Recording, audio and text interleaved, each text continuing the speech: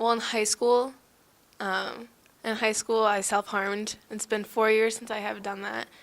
And when I told my parents I was a sophomore in high school, like my mom's first reaction was that it was like for attention and stuff like that. And I got so mad because I was like, you don't understand. And I feel like a lot of people like think when people talk about so openly about their mental illness, it's because they need attention or they want attention and things, and it's just that's not like the way it is. And I think people need to be more educated about it.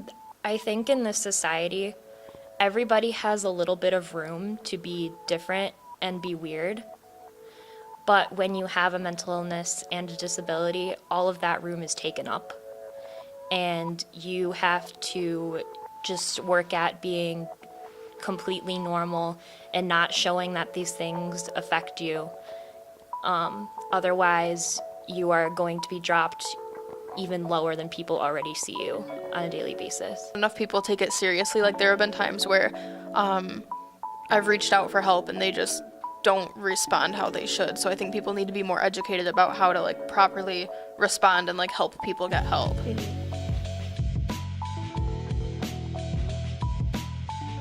I think that trying to get, in the population as a whole, there still is a stigma associated with having mental health problems, and there's a tendency for people to feel like if they have a problem with depression or anxiety, it's a sign of their personal weakness or a sign of their personal inadequacy.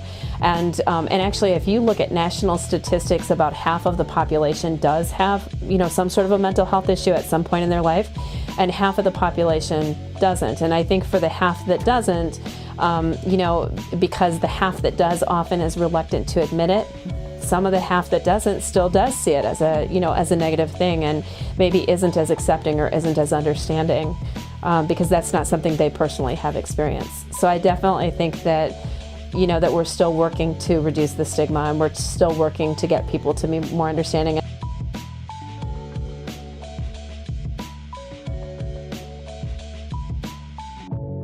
First thing is when you're coming into a college environment, you have to recognize that there's going to be a degree of stress that's involved in making that adjustment, and that's normal, and it doesn't mean there's anything wrong with you. Healthy strategies would be things like exercise. I can tell you that exercise, in the literature on depression, exercise is as effective in treating depression as antidepressant medications. Obviously, having a support group. So that could be family members that you can talk to, when you're stressed, or having a group of friends that you can spend time with, that you can rely on. But all the literature on stress suggests that if you have a supportive group of people around you, it can buffer or protect you from the negative consequences of this. But some of the pros of college have been like joining different organizations. I've gotten like an immense amount of support, and I have these really strong support systems and these really great friends that I know will always be there for me, so that's been really helpful. It's amazing to know that there are people going through the same thing you're going through and they can help you.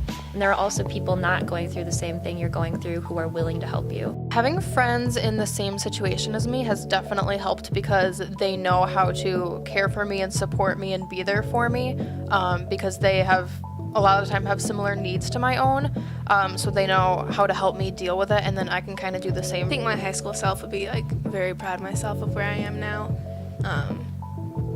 Just being able to ask for help. People think that's a weakness, but I think it's actually like a strength, that you have the courage to ask for help and get the help you need. Okay to feel like a work in progress in my eyes, because I feel like the past several years have been one step forward, two steps back, and that's totally okay. I've come so far, even though I'm not totally there yet.